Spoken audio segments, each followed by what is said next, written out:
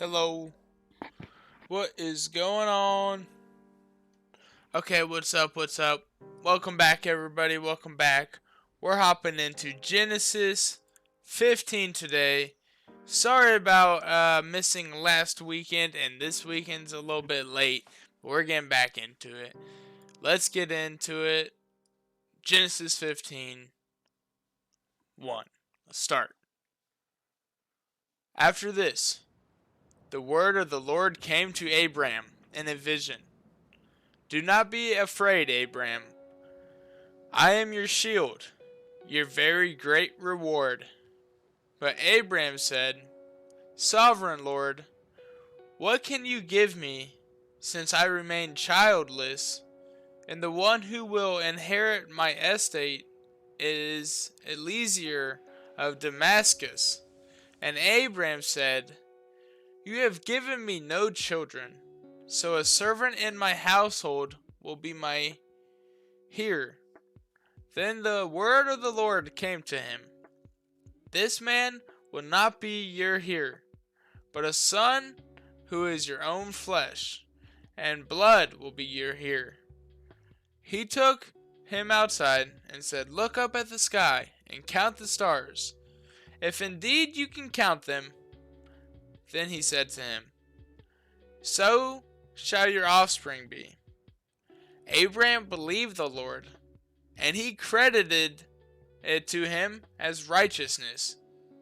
He also said to him, I am the Lord, who brought you out of Ur of the Chaldeans to give you this land to take possession of it.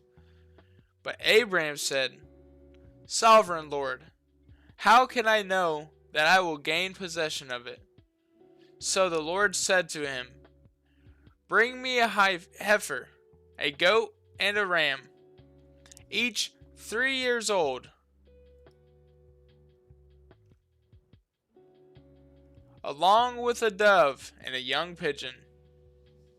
Abraham brought all these to him, cut them in two, and arranged the halves opposite each other. The birds, however, he did not cut in half. Then birds of prey came down on the carcasses, but Abraham drove them away. As the sun was setting, Abraham fell into a deep sleep, and a thick and dreadful darkness came over him.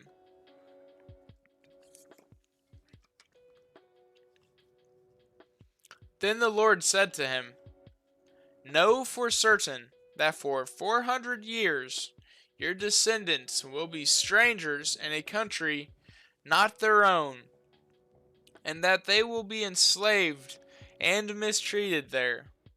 But I will punish the nation they serve as slaves, and afterward they will come out with great possessions. You, however, will go to your ancestors in peace and be buried at a good old age.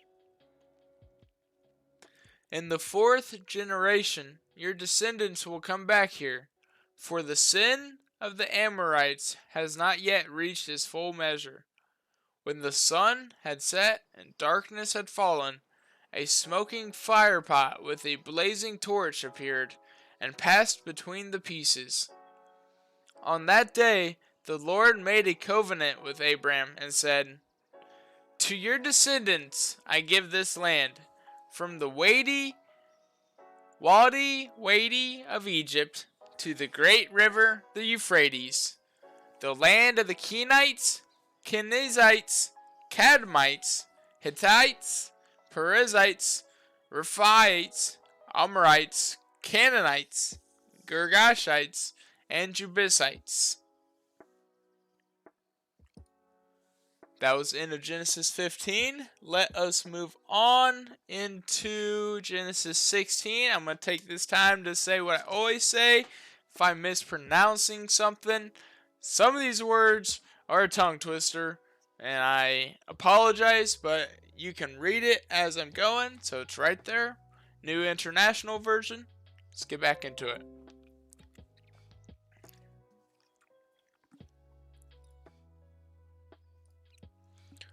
Okay. Now Sarah Abraham's wife had borne him no children, but she had an Egyptian slave named Hagar. So she said to Abraham, "The Lord has kept me from having children. Go sleep with my slave. Perhaps I can build a family through her." Abraham agreed to what Sarah said. So after Abraham had been living in Canaan 10 years, Sarah his wife took her Egyptian slave Hagar and gave her to her husband to be his wife.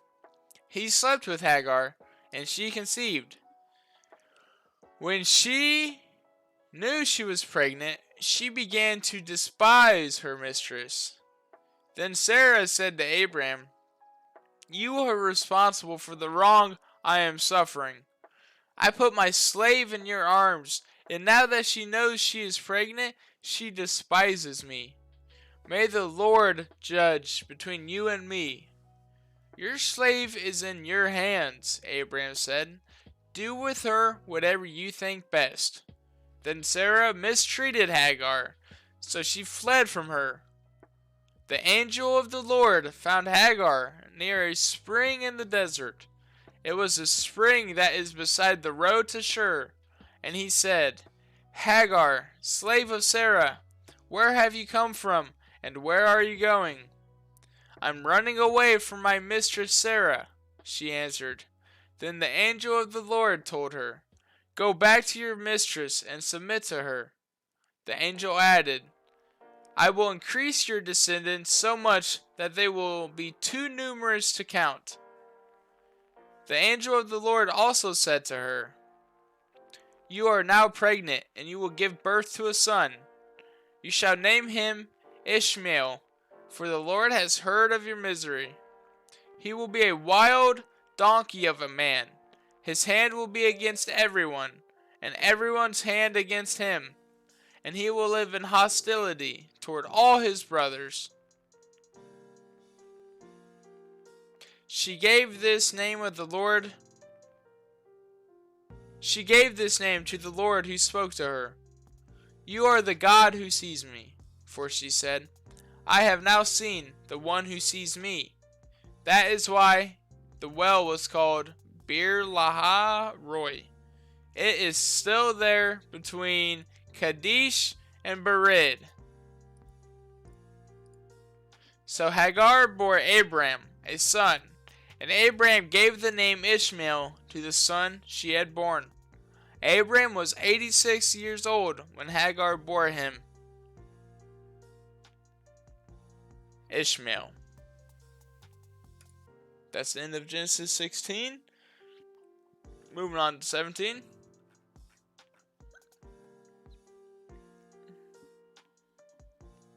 Genesis 17:1. When Abram was 99 years old, the Lord appeared to him and said, "I am God Almighty. Walk before me faithfully and be blameless. Then I will make my covenant between me and you and will greatly increase your numbers." Abram fell face down, and God said to him, "As for me, this is my covenant with you. You will be the father of many nations. No longer will you be called Abram. Your name will be Abraham, for I have made you a father of many nations. I will make you very fruitful. I will make nations of you, and kings will come from you. I will establish my covenant as an everlasting covenant between me and you and your descendants after you for the generations to come, to be your God and the God of your descendants after you. The whole land of Canaan, where you now reside as a foreigner, I will give as an everlasting possession to you and your descendants after you, and I will be their God." Then God said to Abraham, "As for you, you must keep my covenant, you and your descendants after you for the generations to come. This is my covenant with you and your descendants after you, the covenant you are to keep. Every male among you shall be circumcised. You are to undergo circumcision, and it will be the sign of the covenant between me and you. for the generations to come. Every male among you who is 8 days old must be circumcised, including those born in your household or bought with money from a foreigner. Those who are not your offspring, whether born in your household or bought with your money, they must be circumcised. My covenant in your flesh is to be an everlasting covenant. Any uncircumcised male who has not been circumcised in the flesh will be cut off from his people. He has broken my covenant. God also said to Abraham, As for Sarah, your wife, you are no longer to call her Sarah, for her name will now be Sarah. I will bless her and will surely give you a son by her. I will bless her so that she will be the mother of nations. Kings of peoples will come from her.